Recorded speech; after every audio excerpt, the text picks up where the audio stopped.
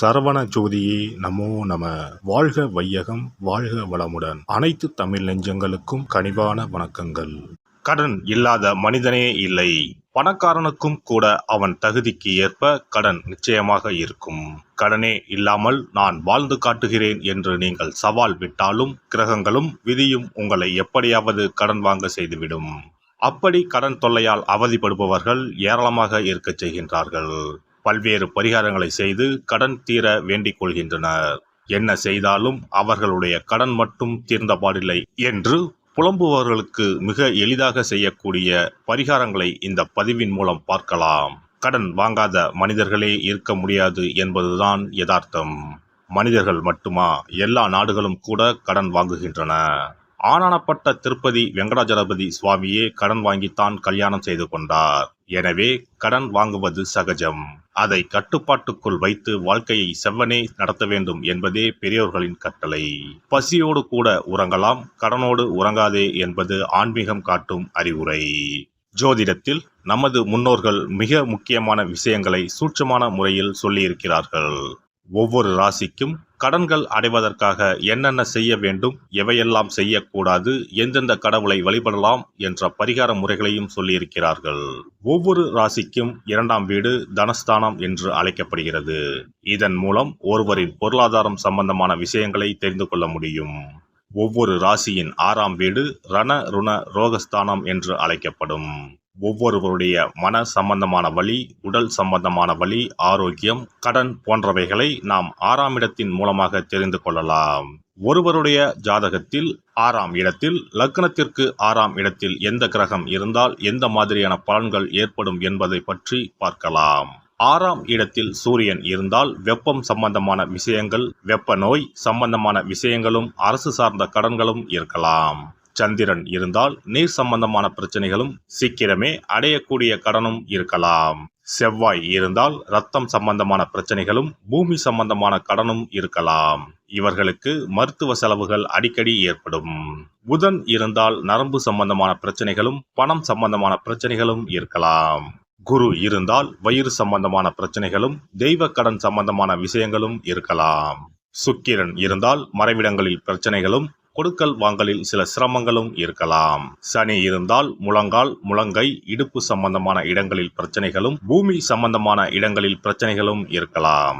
ராகு இருந்தால் முகம் சம்பந்தமான பிரச்சனைகளும், பூர்வீக வழியில் சொத்துக்கள் பிரச்சனைகளும் இருக்கலாம்.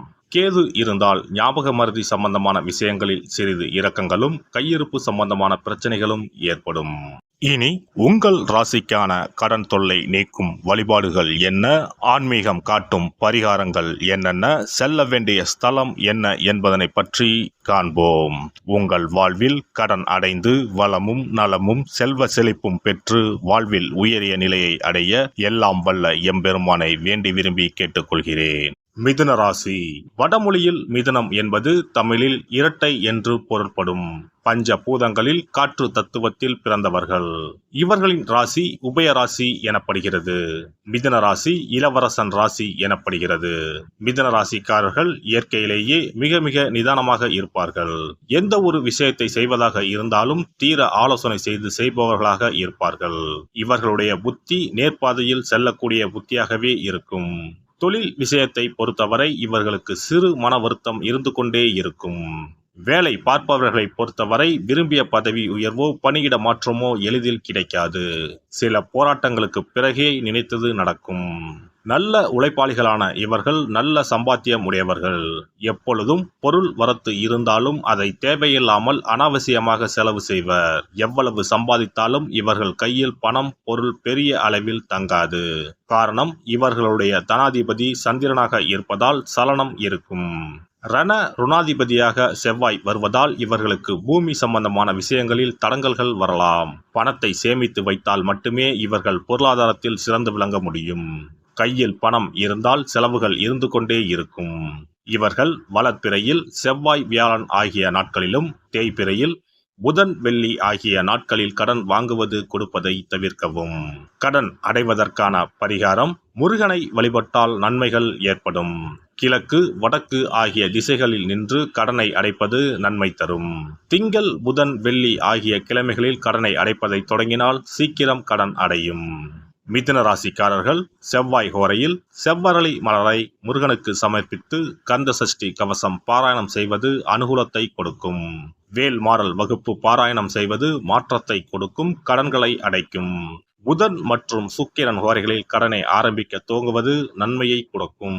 பழனி தண்டாயுதபாணி சுவாமி திருக்கோவிலுக்கு சென்று தரிசித்து வாருங்கள், நல்லதே நடக்கும். தினசரி சிறிது தயிர் சேர்த்து குளித்து வரவும், கடன்கள் நீங்கும். மாலை வேளையில் சூரிய தரிசனம் அஸ்தமனத்துக்கு முன் செய்து வரவும்.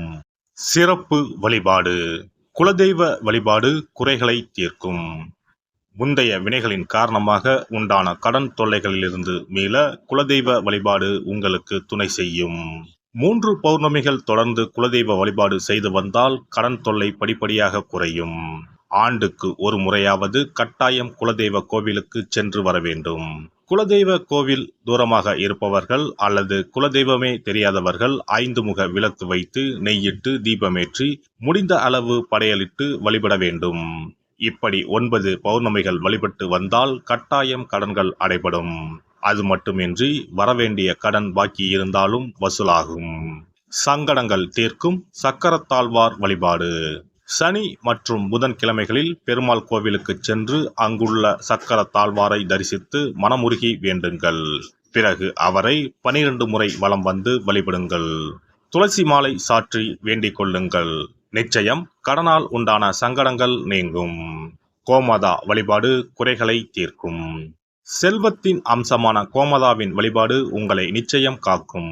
காலையில் விழித்ததும் பசுமாட்டை காண்பது தீர்வு கொடுக்கும். மேலும் ஒரு முறையாவது பசுவுக்கு கீரையும் பழமும் கொடுப்பது நல்லது. திருமகள் உரையும் பசுவின் பின்புறத்தை தொட்டு வணங்குவதும் செல்வம் சேர வழி தரும்.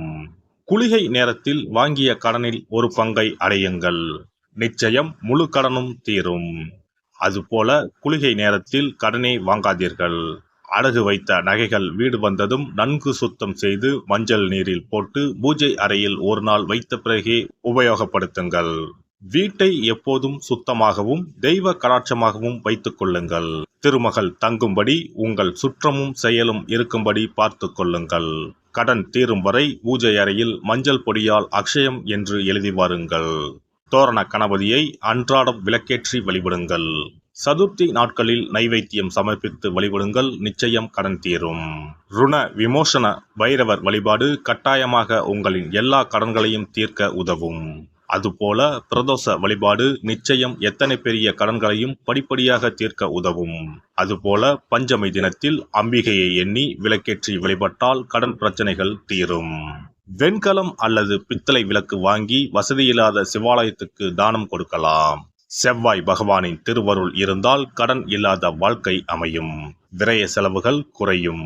எனவே செவ்வாய் தோறும் செவ்வாயின் அதிபதியான முருகப்பெருமானை வணங்கி வேண்டலாம். சஷ்டி கவசம் பாடி சஷ்டி விரதம் இருப்பதும் கடன் சுமைகளை அறவே ஒழித்துவிடும்.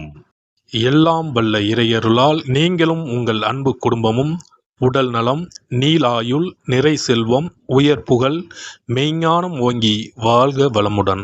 இந்த வீடியோ பதிவு உங்களுக்கு பிடித்திருந்தால் லைக் பண்ணுங்க, கமெண்ட் பண்ணுங்க, ஷேர் பண்ணுங்க, மறக்காம சப்ஸ்கிரைப் பண்ணுங்க. பக்கத்துல இருக்கிற பெல் பட்டனை கிளிக் பண்ணுங்க. நன்றி, வணக்கம். ஓம் நமச்சிவாய. சிவாய நம.